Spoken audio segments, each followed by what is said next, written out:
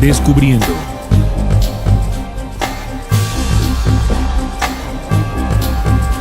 La iglesia surgida en el Concilio de Nicea.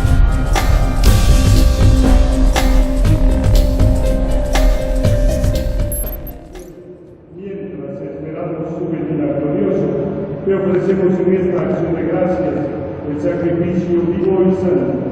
Dirige tu mirada sobre la ofrenda. Hoy he llegado a este templo donde hay aproximadamente 100 personas. Algunos son turistas, pero la mayoría son habitantes de los barrios vecinos que se unen aquí en lo que para ellos es conocido como la Casa de Dios.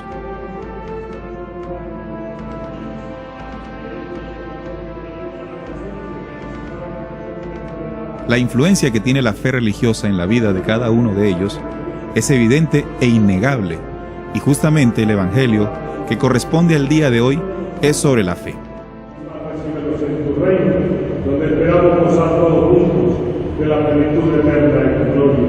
Por Cristo, Señor nuestro, por quien concedes al mundo todos los bienes. Por siglos hemos seguido patrones de comportamiento sin cuestionar muchas de las prácticas de las diferentes iglesias cristianas.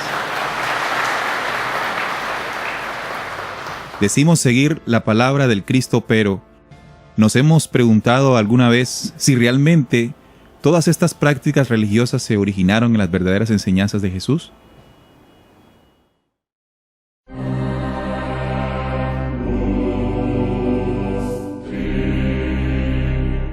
Es difícil desarraigar muchas creencias y tradiciones. Sin embargo, diferentes situaciones y acontecimientos actuales de los cuales somos testigos deberían ser el impulso de la humanidad para alcanzar el verdadero conocimiento. Todos queremos un mundo mejor, pero ¿es este el camino?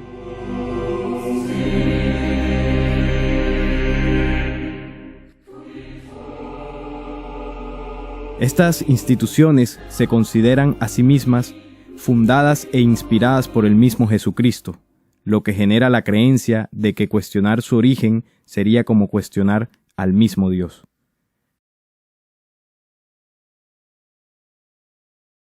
La iglesia fue hecha por Dios y la Biblia fue hecha por Dios, un libro histórico que dejó Dios aquí en la tierra para que todo se cumpliera y todo se pronunciara. Un libro histórico, todo lo que está sucediendo aquí en la tierra es la realidad de la Biblia que hizo Jesucristo en la tierra. La iglesia la creó Pedro, porque creo que la creó Pedro porque Jesús le dijo a Pedro, Pedro, ¿me amas? Le dijo por primera vez, le dijo una vez, Pedro, ¿me amas? Le dijo por segunda vez, Pedro, ¿me amas? Pedro no le contestaba. Le dijo por tercera vez, Pedro, ¿me amas? Pedro le contestó, Señor, pero si tú sabes que te amo. Pienso que la iglesia fue creada por el hombre cuya creencia tenía en Dios. Bueno, quizás este puede ser un tema bastante complejo porque si bien es cierto, pues las iglesias fueron creadas con el fin de, digamos, adentrarse en una cultura, un nivel cultural, pero pues las primeras civilizaciones pues tuvieron esos inicios de empezar a crear las iglesias más que todo por un tema cultural.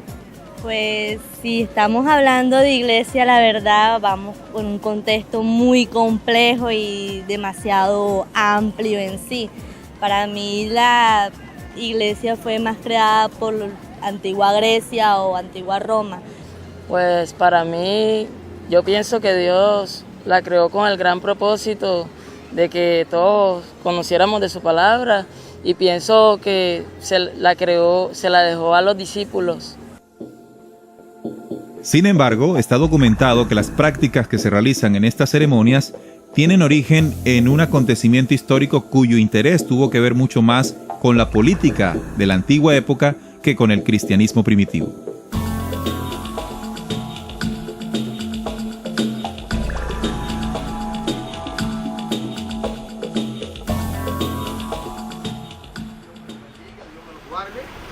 Mire, esta palabra no solamente para oírla, la Biblia dice que la fe viene por el oír y el oír la palabra de Dios. O sea, la fe viene por el oír y el oír la palabra de Dios. La religión es un factor importante en la vida de la población latinoamericana. La mayoría de las personas profesan la fe cristiana, entre católicos y protestantes, Mientras nosotros estamos aquí tratando de subsistir en medio del sistema, en estos momentos los gobernantes de las distintas religiones tienen grandes privilegios políticos y económicos. Es irónico, por ejemplo, que mientras parte de la infraestructura de un templo religioso está hecho con oro puro, muchas personas en todo el mundo mueren de hambre.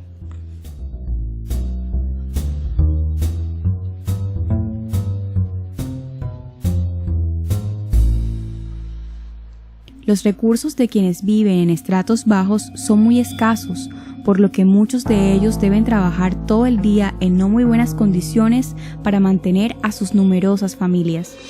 Es imposible no reflexionar sobre qué papel jugamos cada uno y qué conocimiento les estamos dejando hoy a nuestras próximas generaciones. Cuidado con lo que enseñamos como verdad, no sea que llevemos a otros al mismo abismo de ignorancia en que estamos viviendo.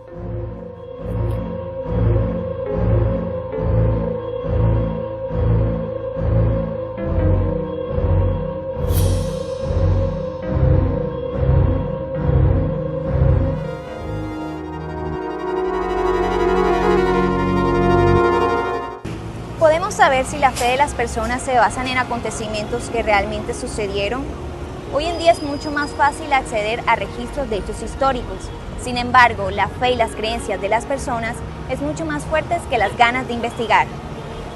Vayamos hacia donde todo esto comenzó para conocer y comprender un poco más de esta historia. Partiremos del año 50 aproximadamente, después de la muerte y resurrección de Jesús, donde se llevó a cabo el Concilio de Jerusalén. Aquí se reunieron dos grupos. El primero fue el de los cristianos judíos liderados por Pedro, y el segundo, liderado por Pablo de Tarso, era el de los cristianos gentiles, es decir, el de los no judíos. En esta reunión se quedó excluida la práctica de la Torá y se entendió que el mensaje que había traído Jesús de Nazaret no solamente era para los judíos, sino para todos los seres humanos que quisieran seguir sus enseñanzas. La llegada de Jesús a la humanidad marcó por completo la historia. Sin embargo, después de que resucitó, el cristianismo vivió una época de debates y desacuerdos.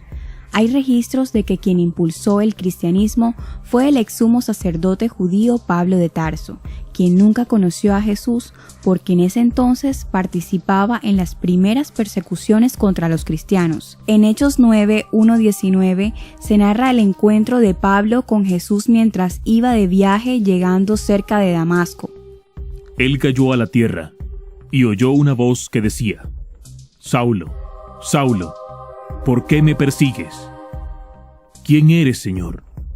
Y él le respondió: Yo soy Jesús, a quien tú persigues, pero levántate, entra a la ciudad, y se te dirá lo que es preciso hacer. Pero vayamos en nuestra línea del tiempo más adelante, hacia el año 80 y 90 después de Cristo, donde se llevó a cabo el Sínodo Judío de Yamnia. Este fue un concilio que se celebró a finales del siglo I después de Cristo, tiempo después de la destrucción del segundo templo de Jerusalén, en el que el canon de la Biblia hebrea fue finalizado. Allí se supervisó el inicio del judaísmo rabínico y la estructura de la Misná, la primera redacción de la ley oral y el texto fundacional del Talmud. Los judíos que se convirtieron al cristianismo no formaban parte de la escuela de Yamnia, ya que ésta solo estaba conformada por aquellos judíos que rechazaban a Jesús. Se manifestó allí una oposición contra los textos deuterocanónicos y contra la traducción griega de la Biblia en general. Entre las religiones en Latinoamérica, la que más predomina es el cristianismo, siendo el catolicismo la corriente más profesada, arraigado desde la época colonial española. Las comunidades protestantes más importantes, las cuales también derivan del cristianismo, son la Iglesia Bautista, la Iglesia Presbiteriana y la Evangélica. Siguiendo la línea del tiempo, llegamos al año 325 después de Cristo, donde el emperador Constantino convocó una reunión ecuménica conocida como el Concilio de Nicea. Un concilio es una reunión de los obispos y otras autoridades de la Iglesia Católica para decidir sobre algún asunto del dogma y de disciplina, Ecuménico se refiere a todas las personas del mundo, a todos los países y a todos los tiempos. Un sinónimo podría ser universal. En esta asamblea llamada el Concilio de Nicea surgió una nueva iglesia. Algunos investigadores aseguran que su fundador, el emperador romano Constantino, al crearla, paganizó las enseñanzas del Cristo. Les invito a analizar qué tanto fundamento tienen estas aseveraciones, pero primero es necesario conocer quién fue Constantino.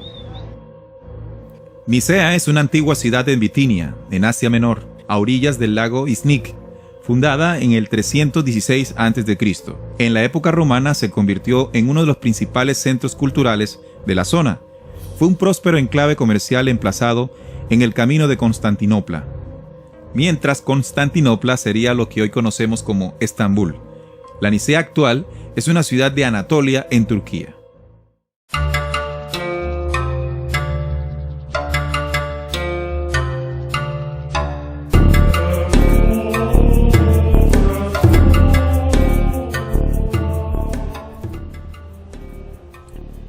Muchachos, aquí investigando un poco más acerca del tema, encontré que el 20 de noviembre del 284, Roma estuvo bajo el mandato de Diocleciano, quien hizo parte de un sistema de gobierno que recibió el nombre de tetrarquía, que básicamente significa gobierno de cuatro. Y quienes lo conformaron estaban vinculados por lazos de sangre y de matrimonio, y fueron estos mismos hombres los que lideraron la más sangrienta persecución a los cristianos. Exacto, esta tetrarquía estuvo conformada por Diocleciano, Maximiano, Galerio y Constancio. Este último fue el padre de Constantino. Ellos en el 303 después de Cristo emitieron una serie de edictos, unos edictos que abolían los derechos de los primeros cristianos y también exigían, compañeros, que se cumplieran las prácticas religiosas tradicionales. También encontré que Constancio, que es uno de los miembros de la tetrarquía y gobernador de Dalmacia, que además fue un hombre con gran experiencia militar. Fue el padre de Constantino y Constantino fue emperador de Roma desde julio del 306. Fue llamado también como Constantino I o Constantino el Grande. En la iglesia ortodoxa y católica se le conoce como San Constantino. Su nombre completo, Salim, es Flavio Valerio Aurelio Constantino, reconocido también por haber refundado la ciudad de Bizancio, actual Estambul, en Turquía. Al igual que su padre, Constantino también fue militar. Creció y se educó en la adoración del dios Solis Invictus, cuyo culto estaba asociado oficialmente al emperador. Chicos, yo pienso que aquí tenemos un gran problema, porque la gente piensa que Constantino lo que hizo fue adoptar el cristianismo primitivo como sustituto del paganismo oficial romano, y no fue así.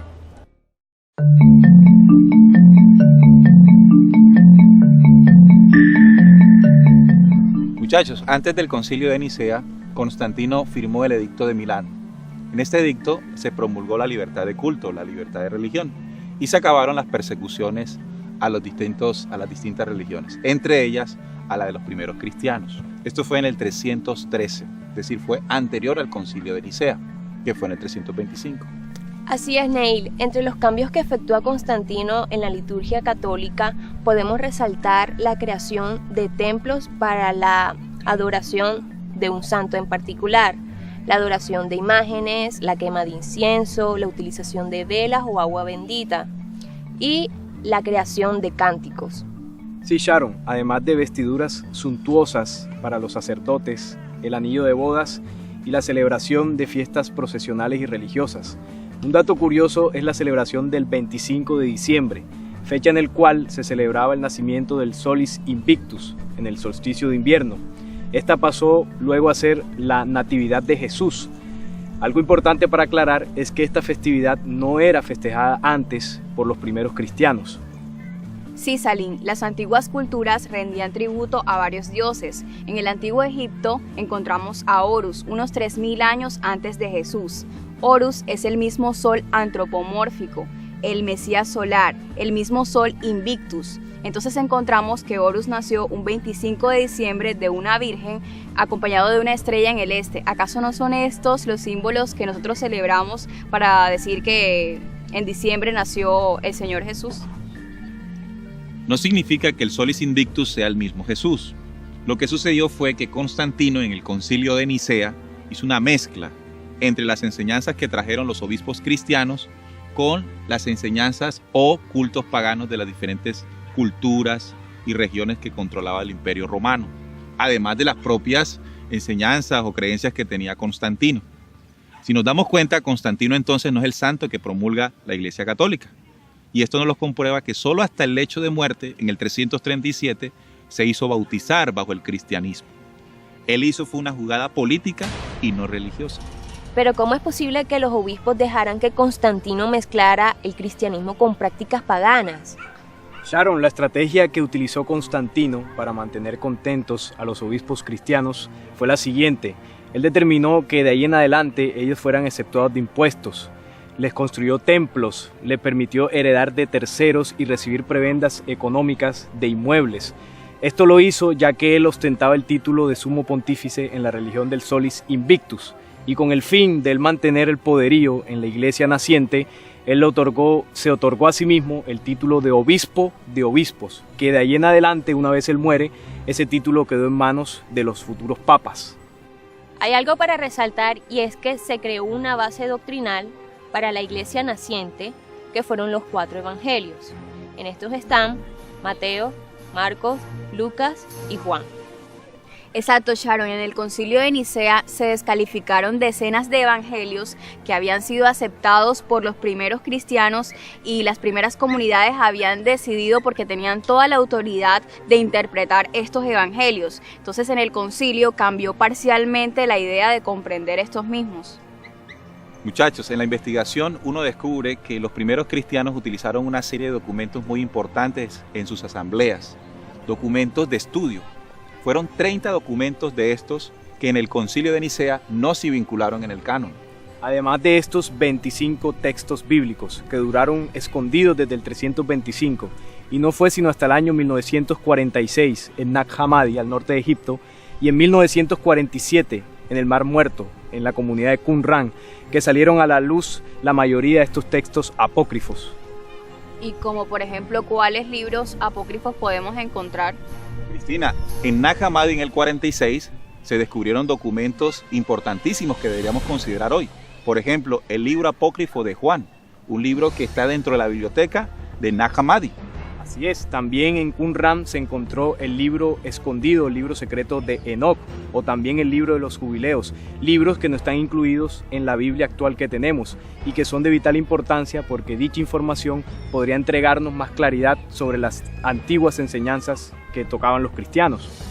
Ese dato que nos entrega Salim, muchachos, es muy importante porque nos demuestra que los diferentes textos apócrifos o escondidos, ya que están disponibles, serían importantes leerlos y estudiarlos para comprender la visión general que tenían los primeros cristianos. ¿Y estos libros dónde los podemos encontrar? Sharon, ahora es muy fácil. La internet se ha convertido en esa ventana que nos permite tener acceso a esa información, pero ya también se consiguen en bibliotecas. Textos como el libro secreto de Juan son de muy fácil acceso hoy día. Y otro dato, muchachos, y es que la religión católica, a pesar de ser la religión protegida por el emperador, por lo tanto la religión del imperio, no llegó a ser confirmada como oficial sino hasta el año 380 bajo el mandato del emperador Teodosio. Bueno, muchachos, con todo lo que hemos hablado y lo que hemos descubierto, donde Constantino hace una mezcla, es una mezcla entre las enseñanzas del Cristo y los cultos paganos de toda Roma. Eso se llama sincretizar. El sincretismo religioso de Constantino ha sido el más grande en la historia de la humanidad. Neil, pero eso me hace reflexionar y recordar un poco lo que está haciendo ahora el Papa Francisco de acercarse a las diferentes religiones. ¿Acaso estaría haciendo él de pronto algo parecido a lo que hizo el emperador Constantino?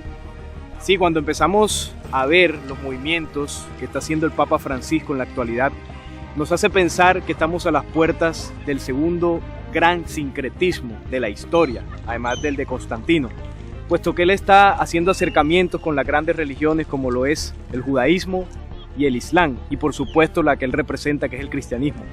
Entonces me pregunto si estamos a las puertas de una nueva religión mundial.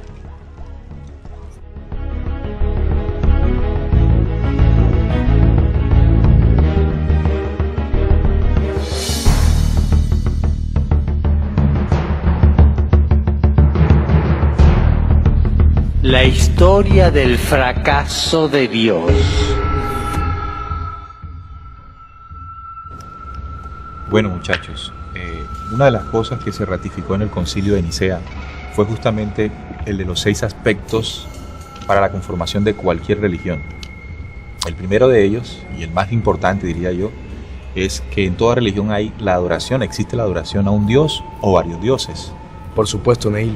En el caso de la iglesia naciente, la deidad que se adoptó fue a Jesús, el Cristo. De ahí en adelante, en el catolicismo, esa fue la deidad aceptada por todos.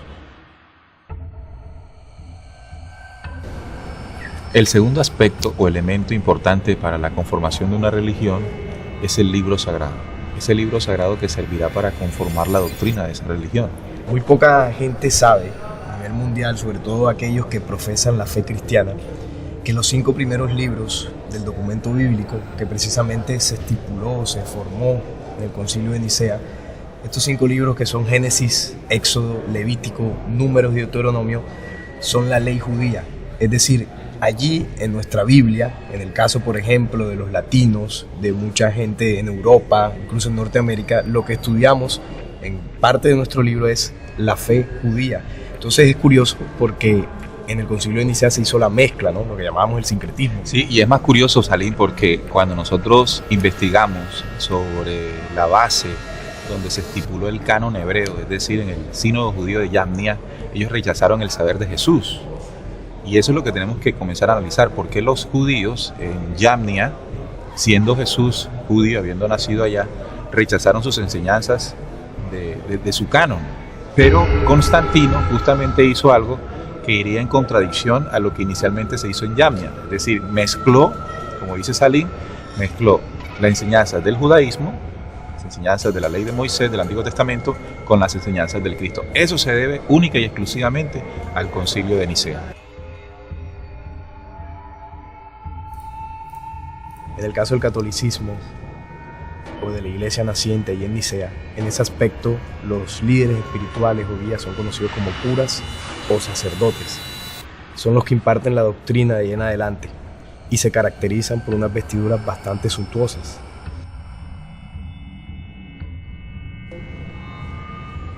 Siguiendo entonces con el cuarto aspecto de la conformación de una religión, tenemos las festividades.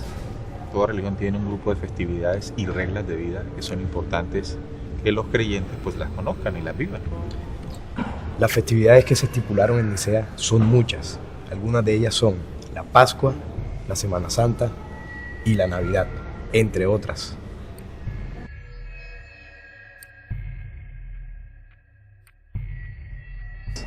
Entremos entonces al quinto elemento o aspecto de toda religión, y este es bastante importante.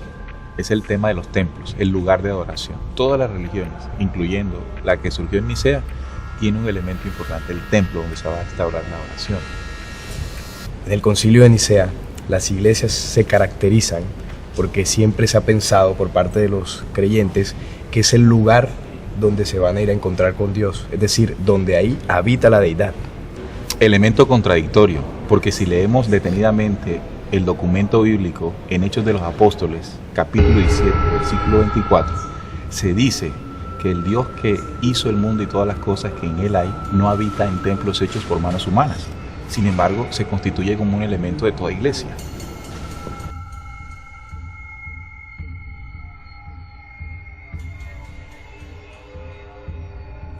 Bueno, y finalizando con el sexto aspecto, este sería la base de la religión. Y es que es importante la creencia.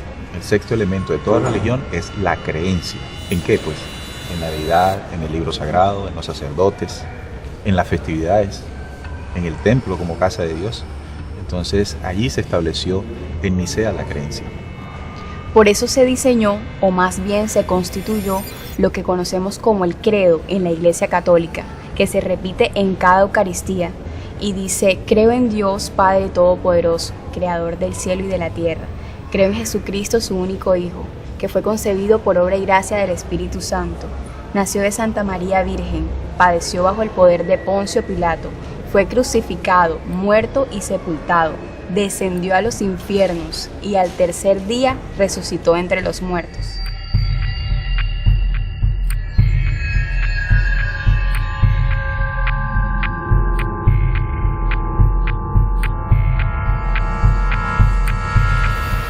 Entonces quiere decir que esto de que estamos hablando, que estamos investigando, nos lleva a concluir de que hubo una especie de atentado con el mensaje de Jesús, ¿verdad? Porque el mensaje de Jesús lleva una línea y una claridad especial que fue utilizada inteligentemente por Constantino y suponemos en investigación que otros líderes para sacar una nueva religión poderosa con elementos que le resultarían interesantes para el dominio de ahí en adelante de la creencia del planeta Tierra. Porque si se dan cuenta, hasta el día de hoy sigue teniendo la misma preponderancia que ganó desde el 325 como la religión o la iglesia universal, ya que eso es lo que significa realmente catolicismo. Entonces, ¿cuál es la religión que en realidad acoge las enseñanzas de Jesús? Las verdaderas enseñanzas. ¿Cuál es la religión? Bueno, lastimosamente deberíamos concluir nosotros, por lo que investigamos, que no hay una religión que se base en las enseñanzas puras de Jesús. Porque si, por ejemplo, vamos a analizar las iglesias protestantes, recordemos que ellas nacen por una protesta en los años 1500 por Martín Lutero, quien era parte de la iglesia católica. Y lo hizo por considerar que la forma en que se venía manifestando el mensaje no era conforme a lo que estaba escrito. Sin embargo, utilizó las mismas bases o algunas bases de la Iglesia Católica. Por lo tanto, tenemos que considerar que ese cristianismo primitivo, explicado y narrado y predicado por los primeros cristianos, con el catolicismo se perdió. Y si vamos más adelante, como el protestantismo, queriendo pues transformar lo que venía ocurriendo, tampoco pudo lograr recuperar las enseñanzas originales del Cristo. Eso podría ser una de las conclusiones de nuestra investigación. Sí, porque si bien pues hemos tocado el Concilio de Nicea, que es un punto álgido dentro de esta historia, no podemos olvidar pues eso que tú decías, ¿no? Las iglesias protestantes, que son muchas, podemos citar Testigos de Jehová, los mormones, las iglesias evangélicas, Pentecostés, bueno, muchísimas que se me podrían escapar en este momento. Pero si nosotros analizamos cada una de ellas, cada una modifica una parte de la enseñanza del Cristo. Es decir, no hay un mensaje unificado, hay variantes. Entonces, la pregunta que tú hacías se la puede estar haciendo mucha gente en este momento. ¿Cuál es la iglesia, la doctrina que me va a enseñar el verdadero mensaje? Ahora, entonces, si llegamos a que las instituciones que el hombre ha creado por la interpretación que ha tenido o las intenciones que ha tenido de diferentes ámbitos, la verdadera fe y la verdadera religión se lleva por dentro, que fue el mensaje definitivo de Jesús, cuando le habló a Pedro en aquel momento que sobre él edificaría la iglesia. ¿Recuerdan esa cita, no? En el que Pedro lo reconoce a él como el Mesías. Le dijo: Pedro, tú te convertirás en esa piedra sobre la que edificaré mi iglesia. Entonces, la iglesia realmente, para responder un poco tu pregunta o tu inquietud, Cristina, es el mismo hombre, es el mismo hombre, es el mismo hombre.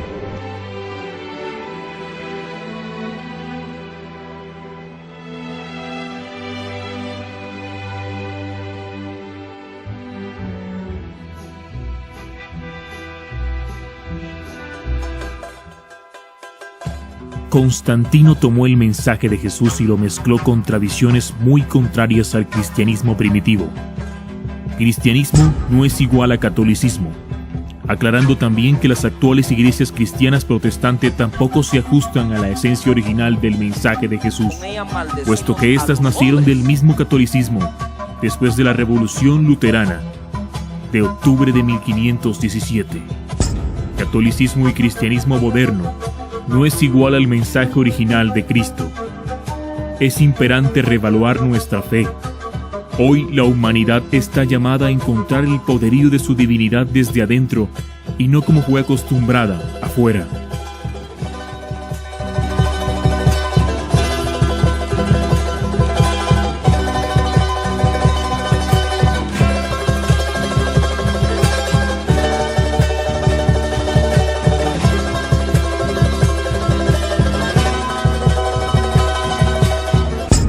Esto es Descubriendo, con la certeza en la búsqueda de la verdad.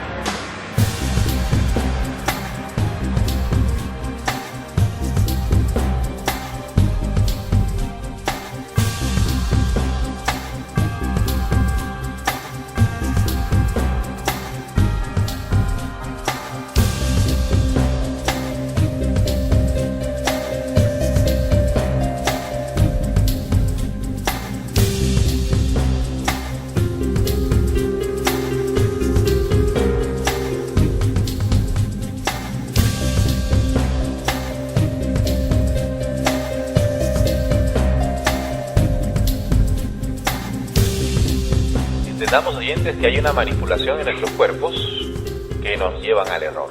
¿Dónde fue implantado esto? Bueno, en un programa genético inteligente, entre comillas, llamado Edén.